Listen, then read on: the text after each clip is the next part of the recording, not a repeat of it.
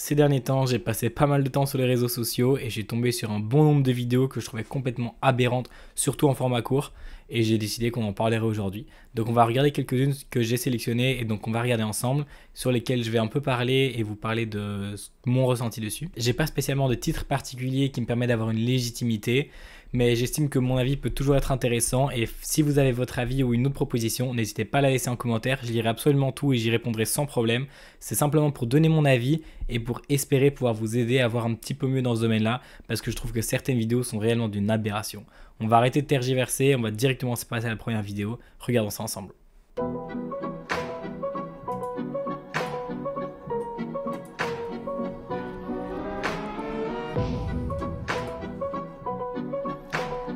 Cette vidéo-là, je l'ai prise parce que je suis tombé sur pas mal de vidéos qui parlent de dettes, etc., de personnes qui sont endettées, qui ont des cartes de crédit ou des grosses dettes sur leur voiture, etc. Il faut vraiment faire attention à la dette parce que c'est vraiment quelque chose qui peut nous ruiner et avoir beaucoup de mal à s'en sortir. Je suis tombé en même temps sur une autre vidéo que je trouvais très intéressante, que je vais vous montrer, qui parle justement des dossiers de surendettement, parce que j'ai vu des aberrations à ce propos-là aussi, mais donc qui explique pourquoi les dossiers de surendettement n'est pas forcément la meilleure des solutions. On regarde ça vite fait ensemble. C'est qu'un dossier de surendettement ne vous épargne pas de contracter d'autres crédits plus tard. Au contraire, vous apprenez rien sur le passage en fait. C'est le juge qui va vous taper sur les doigts en disant « Bon, là, c'est pas bien, monsieur ou madame, ce que vous avez fait. Bon, bah ok, on va vous faire un échéancier. » Mais en fait, vous apprenez rien. Alors que quand tu te désendettes toi-même, tu l'as dans les tripes. Si demain, la vie fait que je retombe dans l'endettement, avec tout ce que j'ai appris pendant mon désendettement, je me désendette comme ça. Je vais couper là, mais en gros, ce qu'elle parle, c'est que le principe du dossier de surendettement, c'est le fait de dire à la banque, je ne suis pas capable d'assumer mon crédit, retirez-moi le crédit, mettez-moi en surendettement. Le gros problème de ça, c'est qu'évidemment, vous allez retomber dedans et qu'en plus, la plupart des options de leasing, d'emprunt immobilier, etc. vont devenir beaucoup plus compliquées et c'est beaucoup plus intéressant d'essayer de se sortir soi-même de la dette. On va apprendre énormément par ce côté-là et franchement, je vous conseille clairement de ne pas faire ce dossier de surendettement. Vous allez perdre énormément de choses, énormément de temps, énormément de possibilités futures et ça va directement être fiché sur vous en fait pour vos plus futurs emprunts, futures possibilités. Et si vous arrivez à en sortir vous-même, vous allez vraiment en ressortir avec quelque chose de puissant qui vous suivra toute votre vie et qui vous aura vraiment aidé dans votre développement personnel. Tu veux gagner 200 balles par jour, tu vas au supermarché, tu achètes des plats surgelés, tu changes de packaging, tu vas sur Deliveroo, tu lances une kitchen. Tu livres juste des plats, trucs, tu fais 80% de marge, tu fais 200 balles tous les jours. J'étais obligé, je suis désolé, j'étais obligé d'avoir au moins une vidéo sur Yomi Denzel ou Sam Hamar ou quelque chose comme ça. Je voulais juste signaler, je suis pas du tout contre eux. J'ai déjà écouté plusieurs de leurs podcasts et franchement, je trouve que parfois, ils ont des sujets très intéressants. Là, pour le coup, c'est de la fraude. Hein. Clairement, c'est absolument interdit dans la plupart des pays en Europe, que ce soit en Belgique ou en France.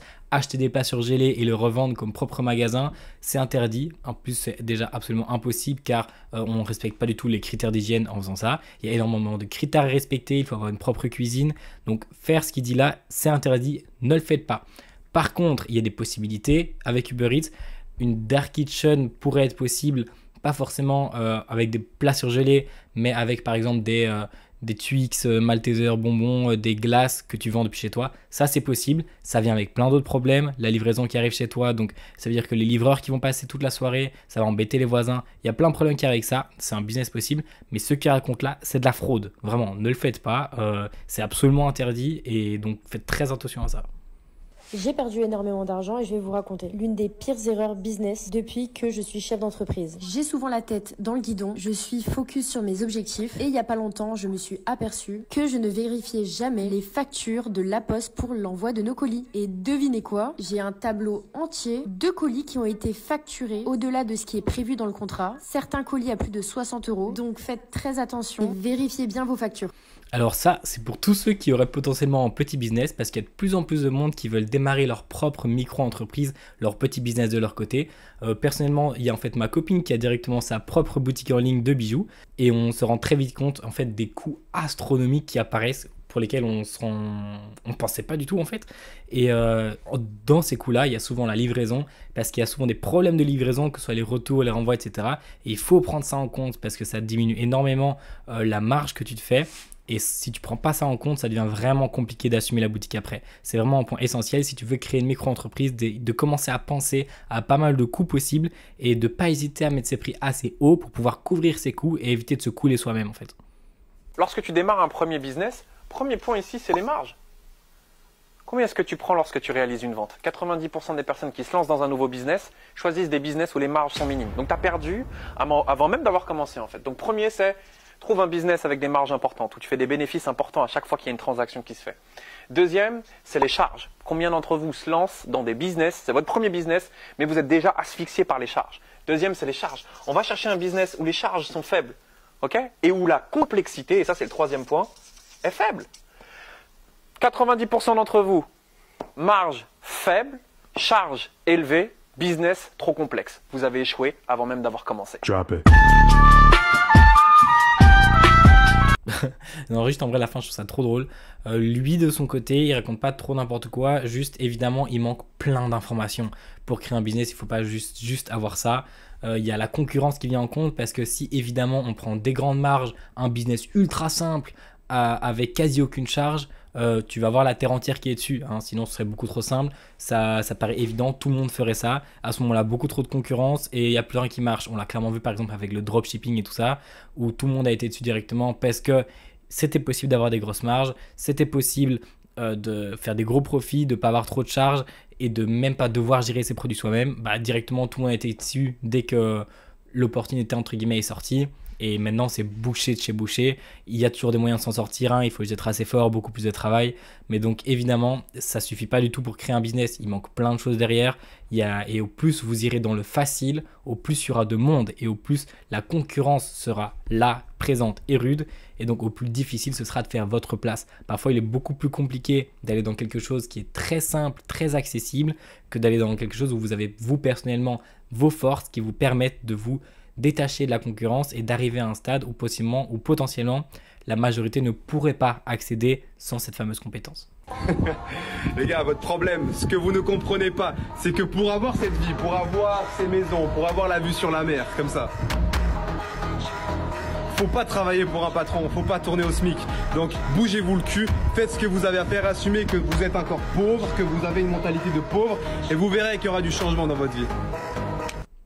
Ça, franchement, c'est le cliché typique. Il y a tout qui est l'allocation pour une journée, pour filmer tous ces réseaux. Vous êtes pauvre, moi je suis riche, vous devez faire comme moi. 100%, il a un lien dans sa bio pour arriver à sa formation. Il y en a plein, chacun son business en particulier. Mais je trouve ça drôle parce que c'est vraiment le cliché typique de ce qui tombe. Évidemment, tombez pas là-dedans, c'est absolument n'importe quoi. C'est pas ça qui va vous faire réussir dans la vie. Enfin, réussir dans la vie, je parle réussir financièrement. Hein.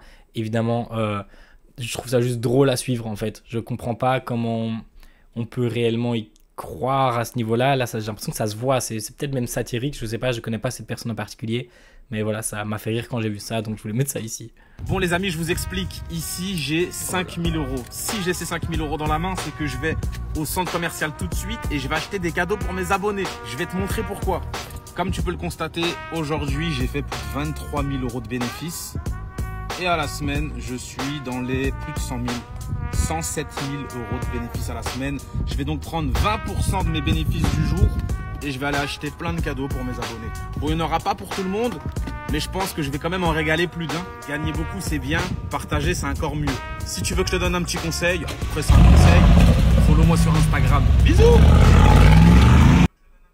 Alors, lui, si vous ne le connaissez pas, c'est ZK. Il est dans le copy trading, tout ça. Il y en a plein comme ça. Il y a aussi Tom sur Snap qui ont été très connus en France. Et eux, en fait, tous ceux qui sont dans le copy trading à ce moment-là, il faut comprendre qu'ils ne font pas leur argent avec le copy trading. Ils font leur argent par l'affiliation, par les gens qui ramènent dans leur système de copy trading.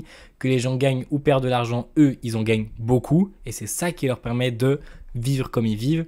Le copy trading, ils ont parfois fait un petit peu d'argent avec, c'est possible, je ne dis pas le contraire. Il y en a peut-être qui l'ont fait, mais c'est vraiment pas là où vous allez gagner sérieusement, où eux, ils ont gagné personnellement sérieusement leur argent. Là où eux, ils gagnent, c'est en redirigeant sur leur Telegram et en faisant en sorte que ces personnes déposent de l'argent chez des brokers en utilisant leur trade. Et de cette façon-là, donc, eux, ils récupèrent une commission. C'est leur seule façon de gagner réellement de l'argent. Et ensuite, avec ça, ils peuvent eux-mêmes, vu qu'ils ont accumulé beaucoup d'argent, faire des trades, des gros trades à 10 000, 20 000 euros. Et donc ensuite avoir des gros bénéfices dessus qui au final ne définissent plus énormément pour eux vu le montant qu'ils gagnent par l'affiliation. Lui, sur son côté Telegram, il a quelque chose comme 300 000 personnes. 300 000 personnes sur un canal Telegram qui ensuite redirige chez les brokers sur lesquels ils touchent des commissions. C'est immense, vous vous rendez pas compte, c'est vraiment immense. Et la même chose avec ZK sur Snap, ils font même Tom sur Snap, ils font des collaborations ensemble, etc. pour promouvoir ça. Le copy trading, franchement, n'y allez pas. Surtout si vous n'avez pas de connaissances, si vous faites simplement du copier-coller, ça ne marchera pas. Vous allez forcément perdre sur la longueur, vous n'allez rien apprendre. Et même si vous gagnez un moment, c'est encore pire parce que vous allez pouvoir remettre plus et finir par perdre encore. Et le style typique de ceux-là, c'est vraiment l'alias d'argent, montrer les trades gagnants, venez vous abonner à mon Telegram, regardez, je suis riche. Vraiment, c'est les trucs typiques en fait. C'est juste que le copy trading, je trouve ça fou comment ça a explosé, alors que on voit de plus en plus de témoignages qui sortent de personnes qui ont perdu énormément d'argent là-dedans. Et évidemment, les influenceurs, il n'y a aucune garantie derrière. Ils promouvoient juste beaucoup trop. Il y avait aussi Marc Blatta, quelque chose comme ça. Enfin, il y en a plein et de plus en plus de témoignages sortent disant qu'en fait c'est n'importe quoi et qu'ils perdent juste de l'argent. Faites très attention à ça, c'est bien plus intéressant d'essayer d'apprendre des choses par vous-même, de monter des choses par vous-même, que d'essayer d'aller trop dans l'argent facile. Parce que au plus l'argent est facile, au plus il y a des douilles derrière. Ça, c'est certain.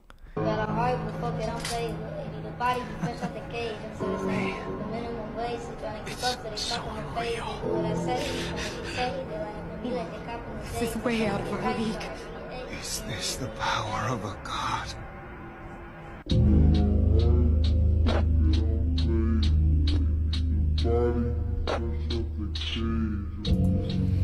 C'est encore exactement la même chose ici, on est toujours sur du trading, sauf qu'ici carrément on essaye de parler aux plus jeunes, dire de commencer quand tu es encore mineur. C'est interdit, on se le rappelle, c'est interdit d'aller sur les brokers en ligne, d'aller acheter des actions et revendre des actions quand tu es encore mineur. Il y a des déclarations à faire, la seule façon de le faire, en tout cas en Belgique, là je parle en Belgique parce que je connais exactement comment c'est. J'ai été dans ce cas-là, j'ai voulu investir quand j'étais encore mineur, j'ai attendu d'être majeur parce que il fallait proposer un adulte en tant que mandataire, il fallait faire des solutions, etc. C'était assez compliqué. Donc parce que c'est pas légal de le faire comme ça simplement.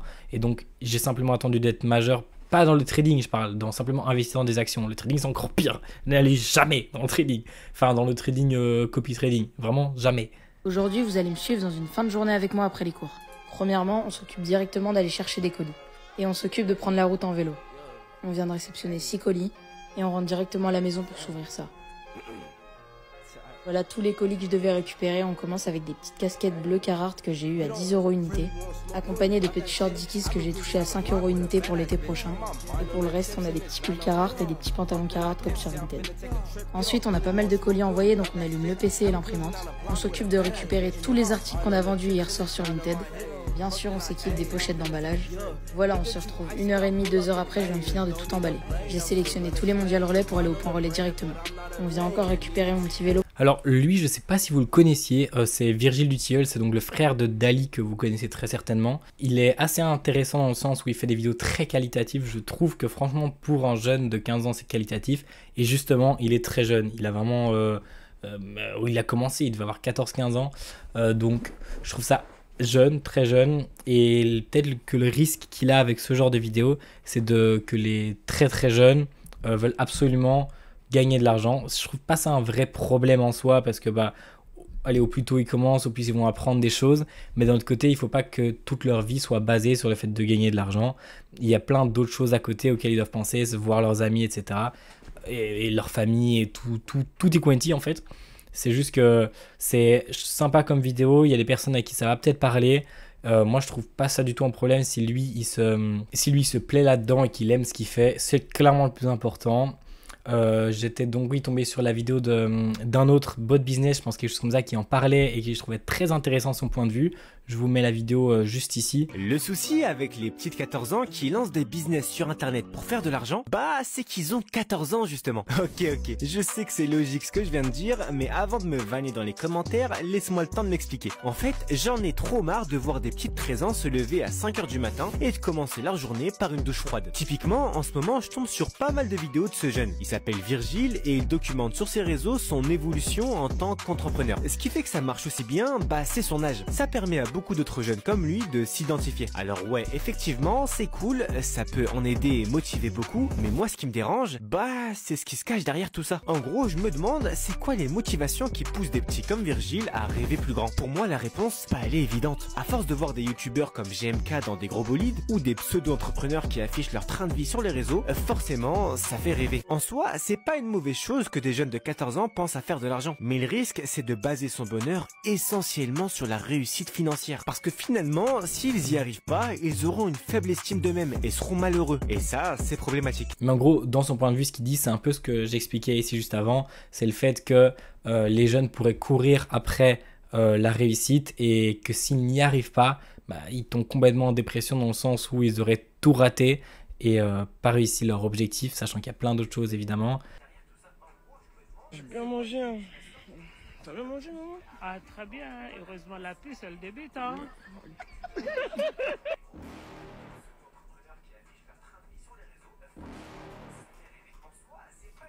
You're never gonna make it, you're not good enough. There's a million other people with the same stuff. You really think you're different, man, you must be kidding. Think you're gonna hit it, but you just don't get it. It's impossible, it's not probable, you're irresponsible. Too many obstacles, you gotta stop it, yo. You gotta take it slow, you can't be a pro, don't waste your time no more. Who the fuck are you to tell me what to do? Alors là, on tombe clairement dans le vol, la fraude, l'illégalité réunis tous ensemble. Le refund, qu'est-ce que c'est? C'est le fait de commander chez des grosses marques comme Nike, Amazon, etc., de recevoir le colis et puis d'une manière ou d'une autre se faire rembourser du colis sans renvoyer les articles, très souvent pour revendre les articles derrière. Alors c'est clairement du vol, c'est le principe même de l'élément en fait, c'est de voler envers les grandes marques. C'est évidemment interdit et illégal. Et je remarque que de plus en plus de monde en font en fait les promotions sur les réseaux sociaux, car avec l'arrivée des ventes en ligne qui explosent évidemment toujours tous les ans de plus en plus, c'est des choses que les gens recherchent de plus en plus pour pouvoir payer leurs articles encore moins cher. Mais évidemment, comme j'ai dit, c'est de l'illégalité, c'est de l'arnaque. Et le jour où ils tomberont sur votre refund que vous avez fait, où ils auront la preuve que vous l'avez fait, et si vous l'avez fait plusieurs fois, etc., vous allez vous faire arrêter. Il y a plein d'histoires de personnes qui se sont fait arrêter ou qui ont dû avoir des déclarations de revenus parce que par exemple en faisant du refund et en revenant des articles, ils ont gagné quelque chose comme 5 000, 10 000 euros. La banque a bloqué leurs 5 000 ou 10 000 euros parce qu'ils ont simplement remis sur leur compte en banque et en leur disant on a besoin de preuves de tout ce que vous avez, de tout cet argent que vous avez gagné. Évidemment, ils n'ont pas de preuves, l'argent est bloqué, tu es fiché à vie. Voilà, clairement, le refund ne fait pas ça, c'est le pire truc. Tout ça pour gagner quelques, entre guillemets, milliers d'euros. Allez travailler dans un job étudiant, vous gagnerez cet argent pour pouvoir lancer votre propre idée ou simplement pour pouvoir vivre. Et c'est moins de stress, vous risquez pas la prison, vous risquez absolument rien. Donc, allez travailler ou bien faites monter votre propre business, votre propre chose, tout ce que vous voulez, mais ne partez pas dans le refund, ne partez pas dans l'illégalité, ne partez pas sur le marché noir, parce que c'est le genre de choses dans lesquelles on ne sort pas réellement. On finit soit en prison, soit c'est tout en fait. On se finit soit en prison, soit on se fait arrêter, soit n'importe quoi, mais ça finit jamais bien ce genre de choses, n'y allez pas. C'est vraiment une catastrophe et donc faites très très attention à ça. Gars, 2025, il est temps de faire de l'argent. Bien l'année, je viens de découvrir un site qui m'a permis de faire 200 € en littéralement 2 minutes, vraiment. Branchez-vous options binaires, les options binaires. Alors c'est un truc en rapport avec le trading. Ne t'inquiète pas, je ne suis pas trader. J'ai réussi à faire cet argent sans rien connaître au trading. C'est pas une blague. Juste suivre quelques petites stratégies. Tu vois, tu regardes 2-3 vidéos. Alors c'est quoi les options binaires? Je vais t'expliquer vite fait. C'est simple, tu choisis sur quoi tu veux trader. Là par exemple, je prends le Bitcoin, tu vois. Tu choisis le temps que tu veux. Par exemple, là j'ai mis 5 secondes pour que ça aille rapidement. Choisis combien tu vas trader. Simplement, tu dois dire si dans 5 secondes ça va monter ou descendre, tu vois, simplement. Si ça passe, tu prends 92%, donc tu prends 192 $. Prends l'exemple, je dis que ça va descendre, hop, 5 secondes, et si ça se retrouve en dessous, hop, tu vois, en 2 secondes, et ben voilà, hop, là j'ai encaissé. Bon là c'est un compte démo, mais t'as capté la vague. Là c'était du hasard, mais j'ai sorti une vidéo sur ma chaîne YouTube où je te montre de A à Z une stratégie qui a très bien fonctionné pour moi. Bon, soit lui j'ai déjà tombé sur plusieurs de ses vidéos, je comprends pas ce qu'il recherche en fait, parce que ça clairement ne faites pas ça. Il explique dans sa vidéo qu'il ne sait même pas ce que c'est, même moi je ne sais pas ce que c'est, mais il explique dans sa vidéo longue que du coup j'ai été voir pour les besoins de cette vidéo, il explique qu'il ne sait pas ce que c'est que les actions binaires et le principe. Il dit juste cliquez là, quand ça fait ça, vous cliquez, vous allez gagner de l'argent. Oui, bien sûr, ne faites pas ça. à nouveau, ne faites pas ça. Là, c'est clairement du casino. En fait, allez au casino, mettez tout sur le rouge, vous aurez de meilleurs résultats. C'est abusé. Non, clairement, ne faites pas ce genre de choses. Vous ne savez pas ce que c'est, vous n'avez pas fait vos recherches. Même lui, il en fait une vidéo sans savoir ce que c'est. Bref, n'allez pas là-dedans. Voilà, c'est tout ce que j'ai à dire parce que je sais pas, il y a des gens, de plus en plus de personnes qui font des vidéos pour gagner de l'argent facilement. N'y allez pas, vraiment, ça donne envie parce que ça a l'air d'être facile, mais c'est tout sauf facile. C'est en fait juste du casino. C'est vraiment, comme je vous expliquais, vous allez sur stake. Enfin, vous voyez les sites du casino et tout ça, vous allez juste perdre le même argent ou gagner le même argent potentiellement. C'est pas un plan business, un plan sous facile, c'est du casino. En fait, c'était la dernière vidéo pour aujourd'hui. J'espère que ça vous a plu. Si ça vous a plu, n'hésitez pas à m'en parler, surtout à me donner vos avis et vos explications. Si vous avez des choses à dire en commentaire, je regarderai absolument tout et je répondrai à tout. Nous on se retrouve clairement donc la semaine prochaine, et si vous avez apprécié, peut-être que j'en ferai une deuxième partie avec d'autres vidéos. Et nous on se revoit donc jeudi prochain, 16h30, pour la prochaine vidéo.